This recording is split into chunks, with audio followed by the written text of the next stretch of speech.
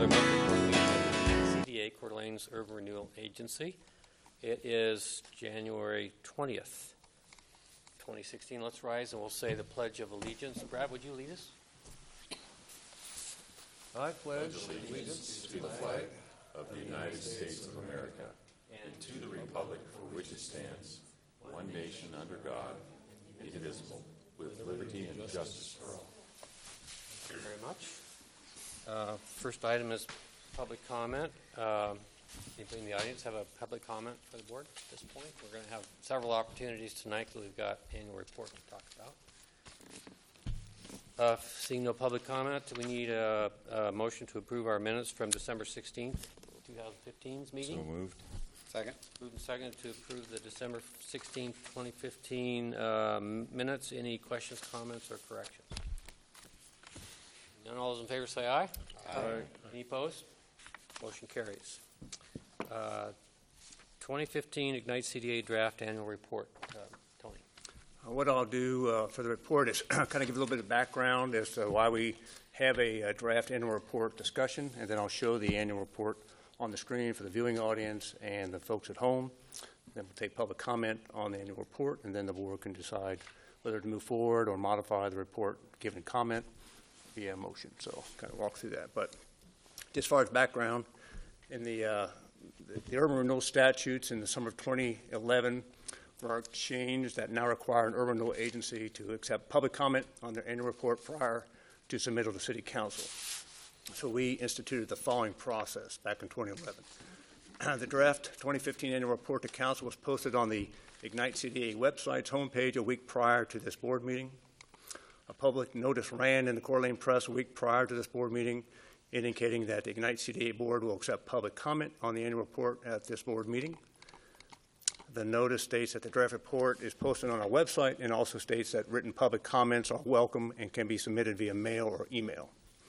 At tonight's meeting, public comment will be accepted on the report as a discrete agenda item. What I'll do first is I'll go through the report, and then the chairman will call for public comment, and then the board will listen and then make any modifications to the report they see fit. So with that, we have some new technology. I'll just kind of briefly run through the annual report on the screen by page. So the first page is just kind of an overview, introduction.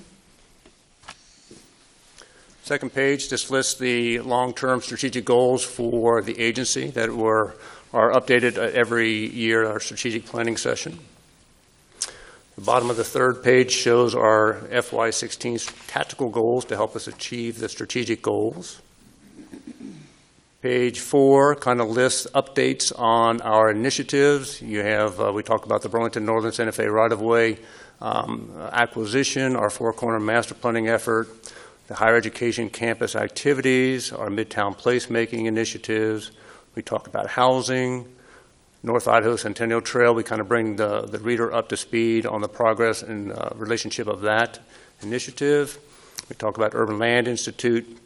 We talk about some of our development initiatives in Riverstone West Phase 2, the Circuit at Saltese project that was just approved, the Saltese Way reconstruction effort that the board just agreed to fund $3.5 million for in fiscal year 2017.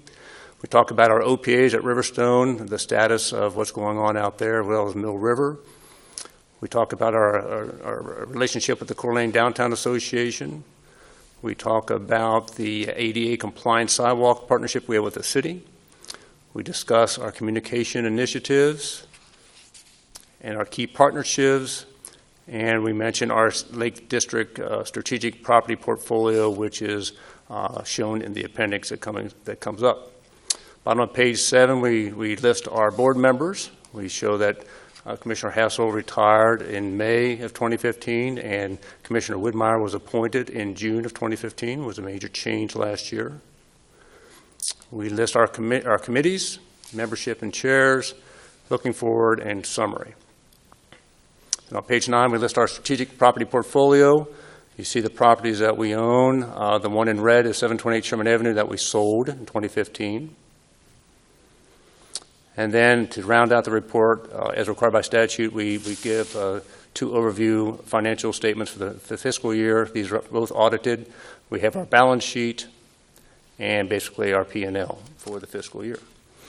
So that is an overview, fairly quick, of the annual report. I know the commissioners were all mailed a copy of it. If you have any questions, be happy to address any issues you want to discuss, or we could move along to public comment. Unless there's board comments or questions, let's move to public comment.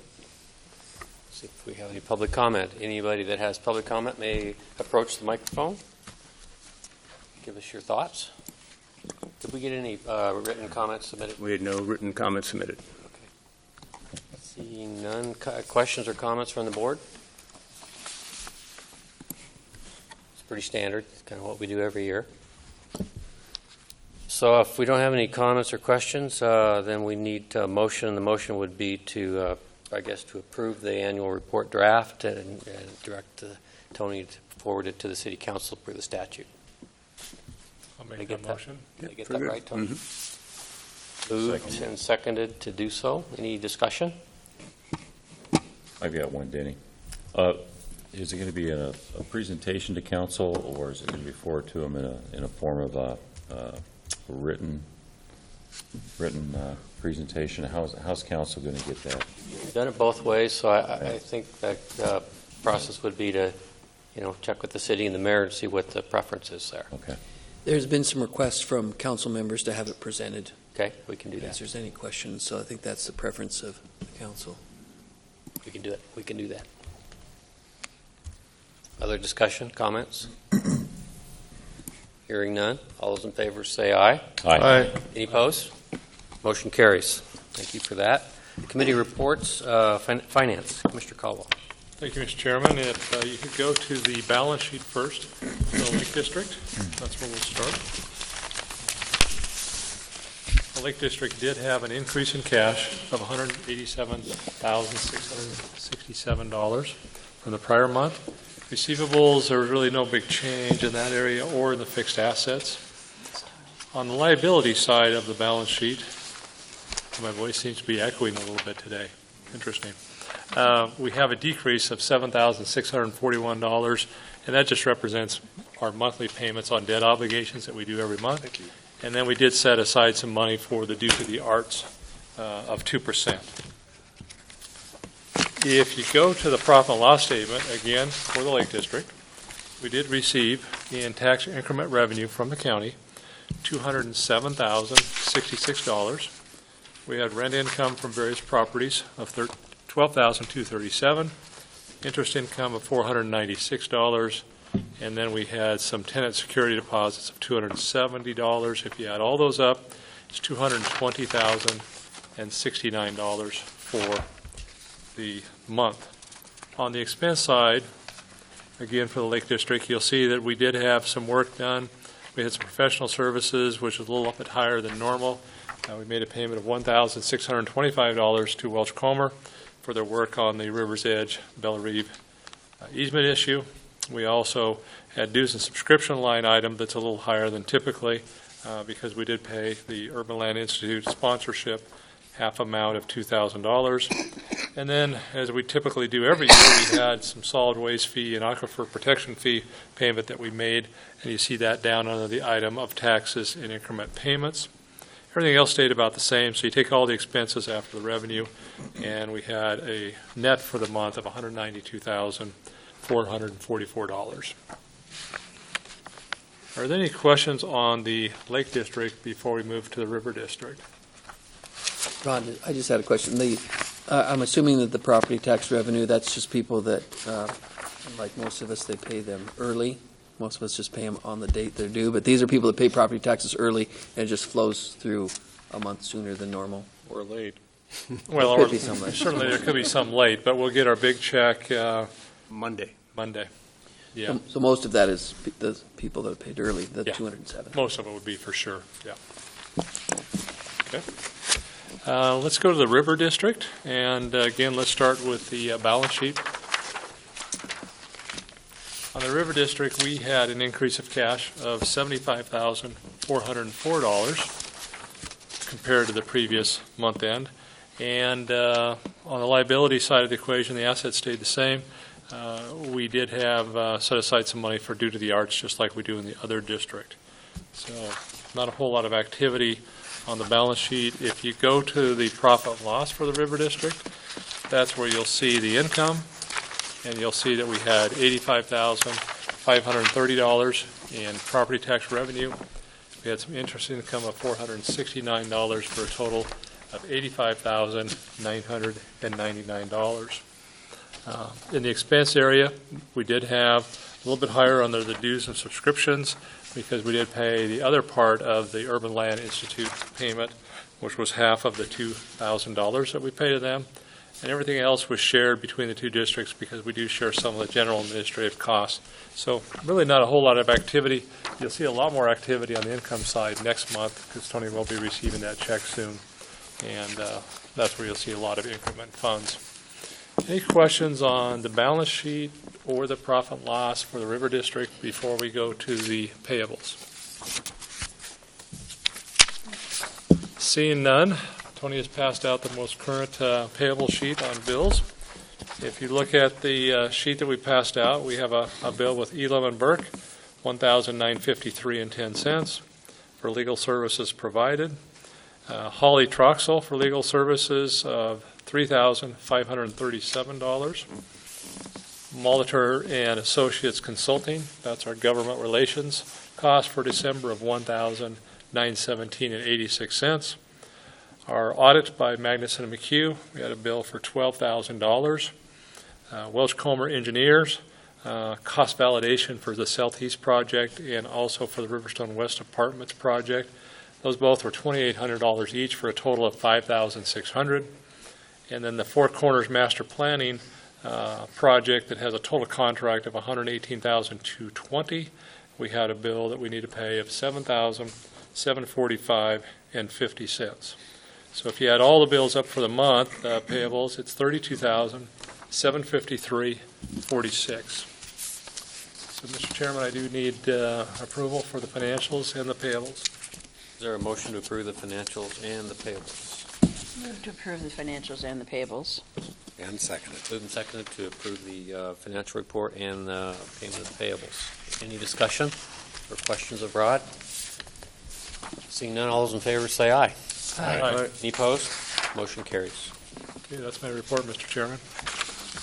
Tony. I just, if I could add on to Rod's report there, is that I'd just like to pass out the first quarter of FY16 summary, quarterly reports to the non-finance committee board members that didn't get a copy of this. So once again, if you could take a look at this at your convenience and let me know if you have any questions, I'd be happy to address them.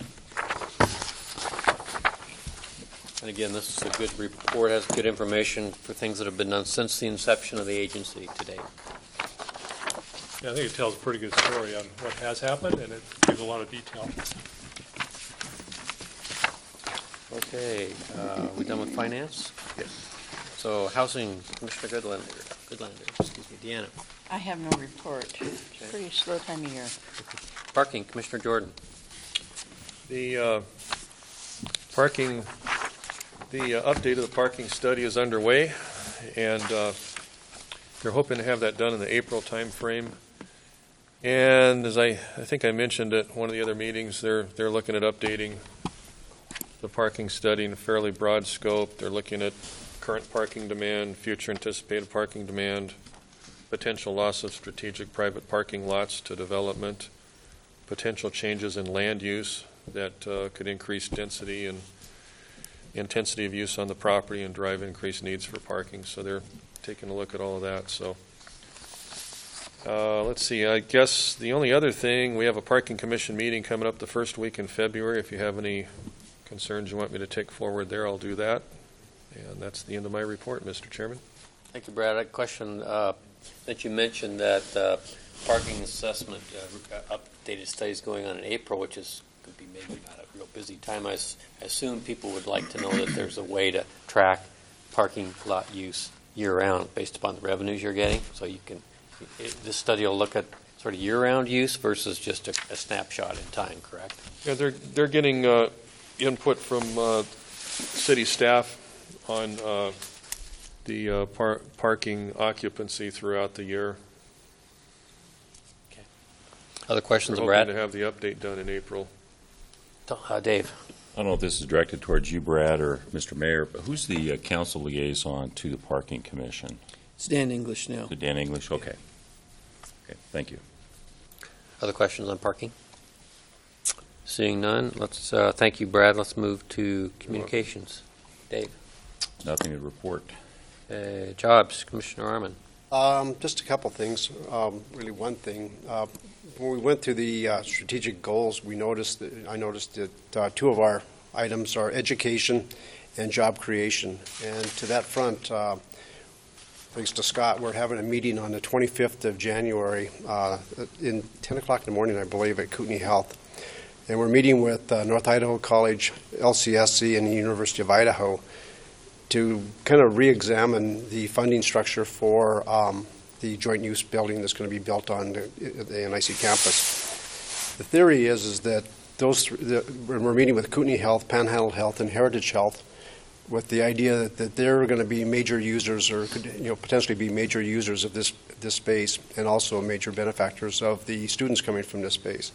So originally there was some talk of some of the other health providers being contributors to the building our cost basis. So we're meeting with those three and the three educational groups to see if we can get further funding for maybe a little bigger potential building, maybe some larger conference rooms, those types of things that could be used not only for the health facility or healthcare providers, but also for education and also for the community too. So thanks to Scott. The meeting's on the 25th. Great. Thanks to both of you for keeping that conversation going. I think it's partly our initiative that's started it. We need to keep it going a little bit. That's my report. Questions of Mick? Okay, thank you for that. Mick, Executive Director's report. Tony? Two items, Mr. Chairman. First one is Resolution 16-04, destruction of select semi-permanent and temporary public records. I've worked on this resolution with legal counsel Quaid. What we are proposing, and you have a copy of this resolution, is to seek your approval to destroy public records requests dated prior to October 1st, 2013. These are temporary public records that need to be kept for 2 years, so we're looking to go ahead and destroy the public records request prior to that date. And the semi-permanent public records that we're looking to destroy are financial statements and documents dated prior to October 1st, 2010. Per our policy, we keep these semi-permanent public records for 5 years and then seek to destroy those prior to that time frame.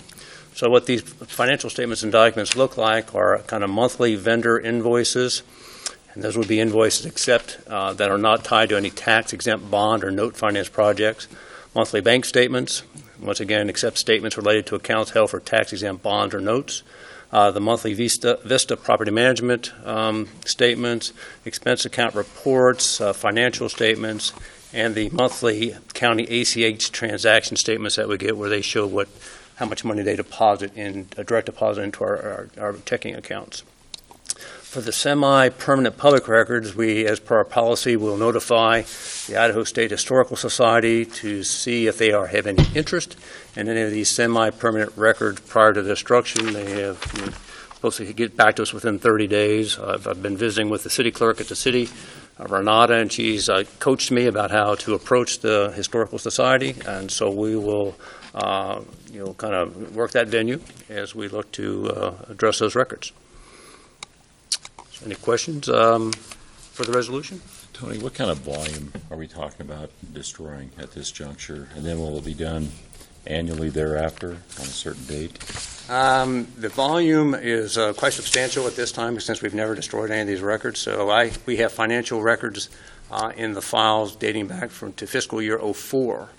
So it'll be quite a chunk of these bank statements and other associated documents. And then we have not set up an annual schedule, but we can to come back. We could do it every January or at the end of every fiscal year, whatever the board chooses or would like to see. Per the policy, nothing is destroyed without board resolution and review by council. So, I mean, you would see it every time there was any proposal Okay. for destruction of records. We're exactly in line with what the statute requires, even though it's not clear that we're obligated to be in compliance with the statute, and exactly in line with the way the city does it. So, pretty typical and conservative approach to this.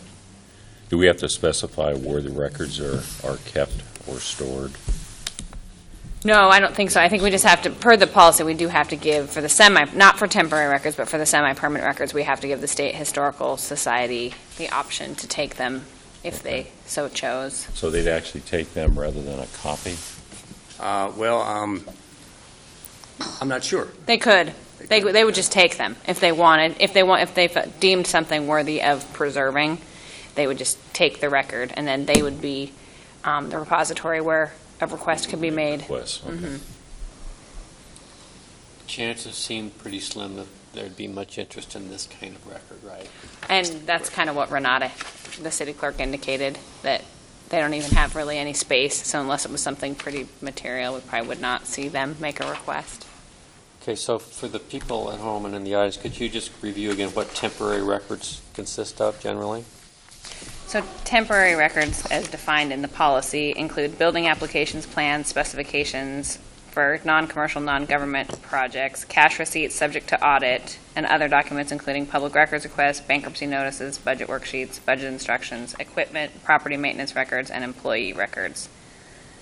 So And that's straight out of the statute again. okay, so for instance, so most of these things are going to, if they're going to become part of our audit, if they're financial in nature, they're temporary. So when we do our annual audit, that data will get folded into our annual audited financial reports. Correct? Right. Things that are just applications that don't go anywhere, don't have much value. If they go into a project that we end up partnering on, then it gets blended into those types of records, and I Right. assume those take a higher statute, like semi-permanent or something. Right. So I just want people to understand we're not really looking at destroying documents that have any historical value, and most of which get melded into other more permanent annual types of reports. Is that a fair statement? Kenya? Yes. So the semi-permanent, which you have to keep for a longer period of time, similar type of thing, although they might have like monthly bank statements. You maybe want to keep those for the 5 years, but ultimately those expenditures and reports of income and expenses, or income and outflow, get melded into the annual financial reports, which are audited. So and those do not get destroyed, correct? Right. The audits don't get destroyed. They're permanent records. And, Okay. I mean, it's things like canceled checks, purchase orders, duplicate receipts. Those are the kinds of things that's listed. There's also contracts, so contracts that have expired, license applications, departmental reports you don't have, bonds and coupons. We actually wouldn't destroy anything related to tax-exempt bonds. We have that listed in the definition of permanent records. And then there's kind of a catch-all, other documents that's deemed semi-permanent. But those are required to be kept for 5 years and then can be destroyed. But all of these documents are more than 5 years old. So even the temporary records Right. are more than 5 years old. Right. Even though you're only required to keep them for 2. Because this was the first time we've really Right. gone through the exercise of destroying documents. That's all I have. Anybody else have questions for Tony or Danielle? So what you do is you give notice to the State Historical Societies for the semi-permanent records, correct? Correct. So as far as those go, they'll be around for another 30 days or so before you destroy. You need a motion? I need A roll call. It's a roll call. Yeah. I need a motion Any and a other roll call. comments or questions of Tony before we do a roll call? Mr. Chair, I make a motion that we approve resolution number 16-04. Second? Okay. Discussion? Roll call. Harmon? Yes. Whitmire? Yes. Jordan? Yes. Davis? Aye. Caldwell? Aye. Hoskins? Yes. Patzer? Aye. Goodlander. Yes. Motion carries. Second item I have, Mr. Chairman, is just update on a couple of our initiatives. Four Corner Mullen Road project. Commissioner Hoskins has been joining me on the meetings with Welsh planning team along with city staff on working this project forward. We've had some good meetings. The design is probably getting close to 70% done. They've spent some time working with the Carousel Foundation to get the carousel kind of dialed in, should it become a reality. So they're making sure that they got the table set for that element to come into the planning area. They still plan on going to bid in February with construction starting this spring and hopefully be done by end of June. Is where that stands. Some pretty exciting artist renditions coming out. It's going to be neat. Tony, just an update for the board is that we've been working with the Carousel Foundation to put together a large fundraiser. So it's planned for sometime in March. We don't have the date for sure, but it's going to be at the old train depot. John Swallow owns the building right now. Many know it as the old 3rd Street Cantina building. We're going to have it there. There's going to be a Saturday night function. They're going to bring all of the panels. They're going to have some of the horses because there's a lot of sponsorship opportunities there. And we're going to have, so Saturday night's going to be a function where we invite a lot of folks to come in to do that. But then on Sunday, too, we're going to have just an open house. So anybody who wants to stop by anytime, we'll probably have it open for 6 to 8 hours that day. And so John Swallow has generously offered the use of his facility, and so that'll be coming up sometime in March. And they should have the announcement and the date locked down here within the next week or so of we're going to have that. So it's kind of the final push for the Carousel Foundation to get all their fundraising done. And they're making some good progress. Steve, do you know roughly how much they're going to be trying to raise? Ballpark? They need to raise an amount for the construction of the building plus an endowment. The total is near $400,000. They are at about $260 right now. Mm-hmm. So there's another $150 That's good. that they're hoping to It's get. not bad. Seems doable. Scott, any what you'd call sort of changes in direction or anything of what we've seen so far, or just mostly just refinement? No, it was discussing where in that spot in front of Memorial Field, between that and Mullen Road, where is the exact best spot for the carousel? I mean, 8 feet this direction, as they were getting into the weeds, and I was like, But the reasoning is, and also then the position, it's going to be 8-sided, I believe, the building, and so you want to have a lot of exposure and visibility inside the building that's going to be in there, and then there's lots of options that are on the table. As maybe there's picnic grounds right outside that if you want to host a birthday party or something, then you could have your birthday party then in this facility right next to the carousel. So there'd be some room for some picnic tables or some green space and stuff. So it was. They're also very concerned about safety. They're trying to align the doors up so that these little carousel riders just don't blast out into the street and get smashed or into the parking lot. So they're really being careful about how they do the ingress and egress and manage the little tykes. So they're thinking about, okay, if they run out this way, so then if you just put the reverse of a grassy swale, a berm, Grassy stuff to mound. keep them from rushing out into the parking lot, and also the staging the path and how they're going to walk towards the city park across the street and all of that. A lot of details. Lots of details. Nick? I read in the paper that the county's doing some assessing on parking on their property across the street. Is there a discussion going on with the county as far as if they're going to be looking at doing something there, and we're doing a parking over on the Mullen area? I believe the city interaction there. and the county are in discussions with that, yes. Yeah. Jim Hammond, working with Phil Boyd, are working with the county. They're going to make a presentation to the Board of Commissioners real soon, because if the county does participate in it, we want to do this all as one project. So they're going to present something to the county, and hopefully we'll have an answer, either a thumbs up or a thumbs down. Either the county wants to enhance the parking there, and they'll pay their share, which is very economical for them to do, or they decide not to do that. I hope they do it, because it's going to be good for everybody. But that presentation will be made here shortly. And the details and options and stuff would include even like an overpass across to the county campus. So there was some neat discussions and stuff going on. Lots of planning and thinking, and it's good. Good. Now's the time to A lot do of it. input, a lot of input. Yeah. That event is this Saturday, Which one is that now? 22nd of January. The carousel event. Oh, it's going to be in March. Oh, March. Yeah, it's going to be in March, and they haven't pinpointed the exact date yet, but it's going to be a Saturday night and then a Sunday function. Okay. Next item, I was just going to give you a brief update on the collaborative education facility, but Commissioner Arman already provided that, so I will not repeat what he shared. The next item I have is just the possibility of scheduling a workshop for the North Park Avenue property project area. So let me put this back up on the screen so everybody can kind of get grounded on the property area we're talking about. This is a aerial of the property that the agency owns over on North Park Drive. We own 10 parcels enclosed in the red area.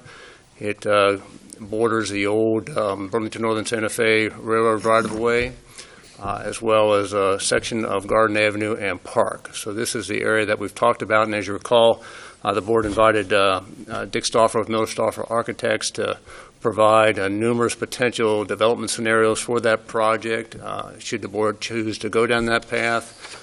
Some of them suggested that there might be some land trading involved between the agency and the city to kind of round off the edges and make better sense of the public ownership in that area should a development scenario be pursued.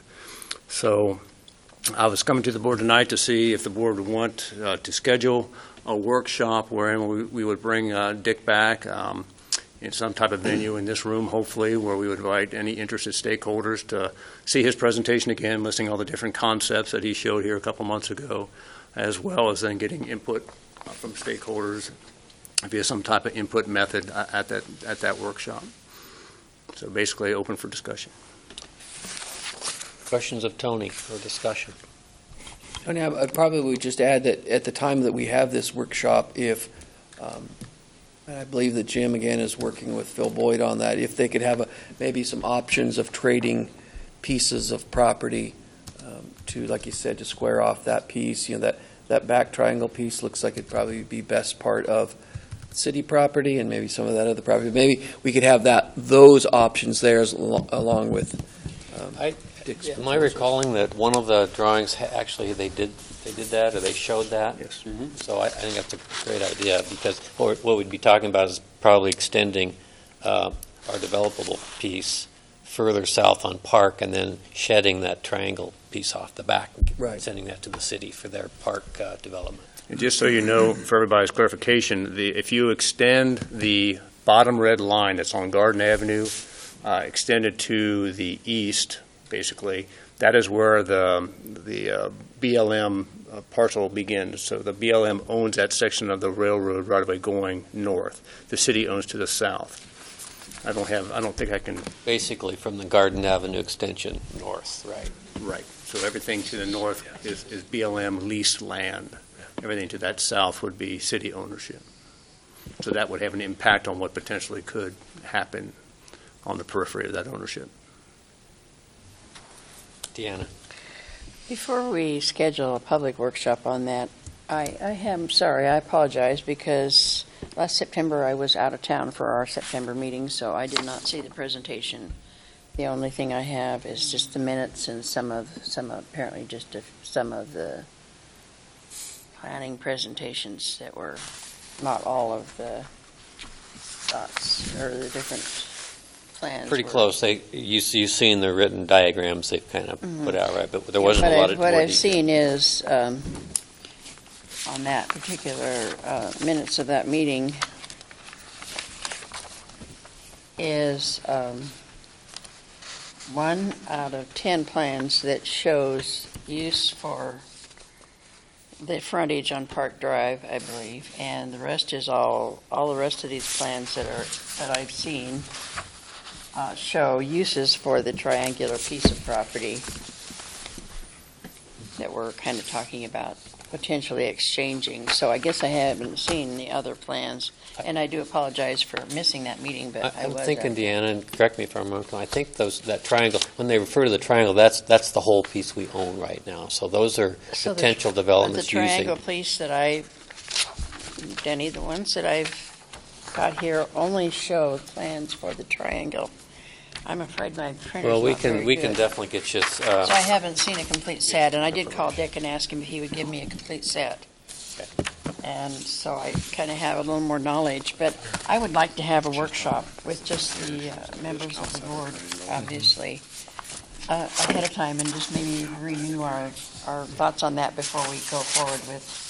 Usually a public workshop is fairly expensive because we've got to do a bunch of big plans and so on and so forth, lay them out.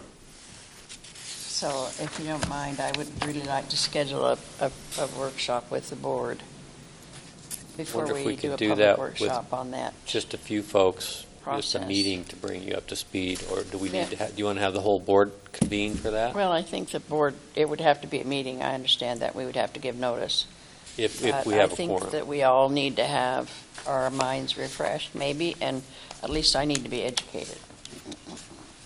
Deanna, what you're talking about, a planning meeting so we can plan some options and then Just kind move of forward. look at the overall picture, I think, before we do a public meeting. We could do a And little I don't special have call. anything against public meetings. I appreciate that value, but I We think met it would be like nice a- for us For X amount of time before the meeting. Would that be too soon to then? have a planning meeting perhaps after we have another board meeting. that- So what I'm hearing is maybe we do a special call meeting, we'd get Dick back and just that one topic and review it again, kind of discuss with them whatever what we'd like to have in the way of the public meeting and workshop. Is that what you're saying, Deanna? Yes. Do you think it would be too lengthy just to add to next month's board meeting? Maybe not. We could do that. Maybe we just add that as a item do on the either. board meeting agenda. Yeah, that should be soon enough for what we're trying to do. I think we just need to revisit it on our own minds ahead of time, and Sure. And narrow- maybe by then there will be some other options have come up. Right, and narrow the options, because we were given a lot of options. Maybe we just Yeah. need to narrow it down to a couple, 2 or 3 options. Okay, board good with that? We can work Yep. on scheduling. Yep. And I think if we have a reasonably length of agenda next time, we just put it on a regular monthly board month. Okay. If it looks like we're jammed up, we'll talk about a special call. Okay. We can do that. Scott? When were you thinking about doing the public meeting? After the board, or during the next board meeting in February? Is that what the thought is? We don't have, there's no particular deadline other than the end of our district, which is staring at us. So I would probably, Well, one of the things that needs to go into this, we need to know from the city if that triangular piece is something that can be incorporated into the BLM phased-in projects. How valuable is that? And I don't know, we may make a decision that incorporates that piece and then find out that, I don't know, they wanted to, relocate maybe the skateboard park into some of that property. So we need to kind of know, what the potential other uses are other than us going out for an FRP or something like that. Dave, you make a good point, that because time is of the essence there a little bit because of what Welch-Comer is trying to complete. And Tony said they're 70% complete with the plan. And we need to ask Phil Boyd if that becomes city owned property there, would he do something different in that area? Yeah. So maybe we need to, Tony, contact Phil and see if he needs that information right away. Maybe we need to meet sooner than next month. If I can just point of clarification, the 70% I was referring to is just for the Mullen Avenue piece, which really has nothing to do with that triangle piece. So I see. The master plan is complete and has already addressed what's going to happen with that part of the world on the BLM lease ground. The only modification could happen if there is a deal struck with the city and the agency and the county to move parking over there, then that might impact the skateboard park design that's in the master plan that you might have to refigure. if there's going to be additional parking with the county partnership. So that's one of the things Phil is aware of, but that will be driven by a county decision whether to put parking there. I do know that the master plan really doesn't allow for this entity to trade, say, south of Garden Avenue that fronts on Park Drive for that triangular piece. I think the master plan has playground, skateboard park, trails, all of that already incorporated into that dirt. So if we come out, have a planning session, solicit input, and we decide that we'd like to push south of Garden Avenue, that's going to conflict with what's already been submitted to BLM, is what we plan on doing with that parcel. It's changing. So we've got to be, I think, correct me if I'm wrong, Mr. Mayor, but I think we got to be a little bit careful as to what we wish for here, because it may trigger, modifications, and really the initial submittal hasn't even been approved at this point. You have a little bit of flexibility within the plan. Okay. How much that is, I don't know. Phil would probably need to call Jana at BLM and confirm Find if out how that much would- we can push that around if there that would be before a we. major change. But there is a few time constraints and some decisions that need to be made here pretty quick, I believe. But maybe Tony could have a conversation So with do Phil we again. want to wait that long before we have a kind of a board workshop? Yeah, I'm saying that maybe waiting till next month may be too far down the road. Maybe we need to make a decision within the next How couple of much weeks. notice do we have to give for a special call meeting? 48 hours? 24 hours. So how about this? How about if Tony gets together with Phil, can we kind of go through those issues, see if there's a reason to meet more quickly? We'll just make an executive call. I think it'd be on whether- worthwhile. I whether think we it's should do an it quicker. important project, and we need to be paying attention to it. Could we have a copy of the master plan for the BLM property when we meet too, so we can kind of see how it all fits together? Sure. Other comments? Tony, is that good enough direction? Okay. So I'll visit with Phil to see what his feeling is about timing on whether what we decide to do on the large triangular piece, how that would impact anything that would affect the current Mullen Road project, as well as the periphery with the BLM lease and around south of Garden, what the urgency would be on that timing to wait a month, or if they can't wait a month. Is that about right? I think that's where you're headed. Scott? Tony, you know if Phil has seen this? What was presented to us by Millerstoff? I think Phil was here when Dick presented. So he's aware, that's what I was thinking too, Yeah. he's aware of it, so. Was Miller Stouffer a part of the primary design on that whole master plan? Yeah, so that's why we invited Dick So to be I would the- think it has to be, Miller Stouffer has to be a part of that process, because I think they were the primary planning entity on the master plan. Right, so that's why we invited Dick to come up with these concepts, because he was part of the team that put the master plan together, so he kind of knew what the trade-offs were I going to be. think Dick needs to be a part of any discussion that we have. And there's also some sentiment around that, all of our triangle piece should just be handed over for park development too. That Well, we need to decide what's our highest and best We'll use. hear that option. What we can do in terms of developing for the city's highest and best use, I think. That's always been our charge, is to make our city better and make our public places better. So are you checking with the park department too then, or just Phil Boyd and Stouffer? I guess I'll talk to everybody. I would say just have a conversation with Phil, and he can give some direction, would be my suggestion. And then you'll let us know if He'll have all the what answers. the outcome is, if there's a special call. Yeah, or I'll talk to You'll Neil. get some communication about that. Yeah. All right. Okay? We also probably should have an understanding of the total amount of commitment cost-wise we have in these properties too. Just so we have a better understanding of if one of the options is park property, it's a definite It's on that. cost. It's on that third page, or it's in that packet, that quarterly packet. You can see the acquisition cost. There are also in that information, with each of those scenarios, is an estimate of what kind of tax increment you might create, and value of tax. I can see that in the schematics we got. This page, this page. Other comments on that topic? No, it's something that merits our attention and discussion because we really do need to make some decisions here about that. I think in the next few months. All right, Tony, anything else?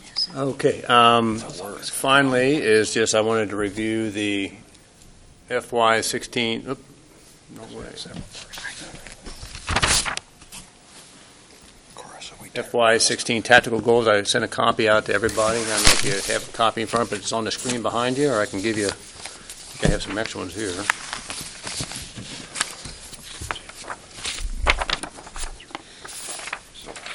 send some this week.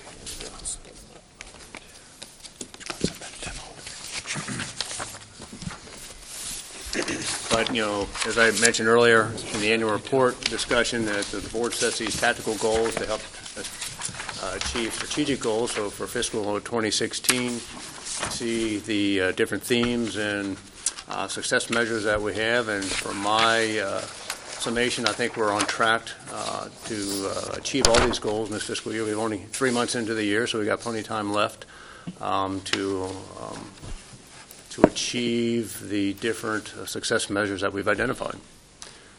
I would appreciate any feedback you have on that. If you were to disagree with my assessment.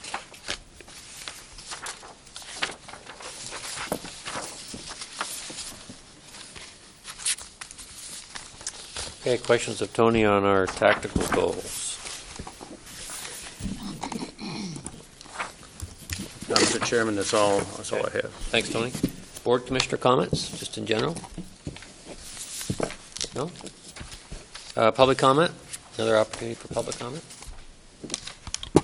Welcome. Tina Johnson, 601 East Front. I wasn't planning on saying anything today, but when I heard the skateboard park, I must encourage you to keep it in the plan somewhere. It was already taken out of McEwen, even though it was a plan that passed the city council. These guys and girls are really planning on having it near that triangle. I think part of it is in the city and part of it is on the BLM, but please don't forget the skateboard park people, the North Idaho Skate Park Association. Thank you. Thanks, Tina. Thank you. Other questions of Tina? Thank you. Any other public comment? All right. Seeing none, I'm ready for a motion to adjourn. So moved. Second? Who gets to move and who gets to second? All right. All those in favor say aye. Aye. Any opposed? Motion carries. Meeting tonight.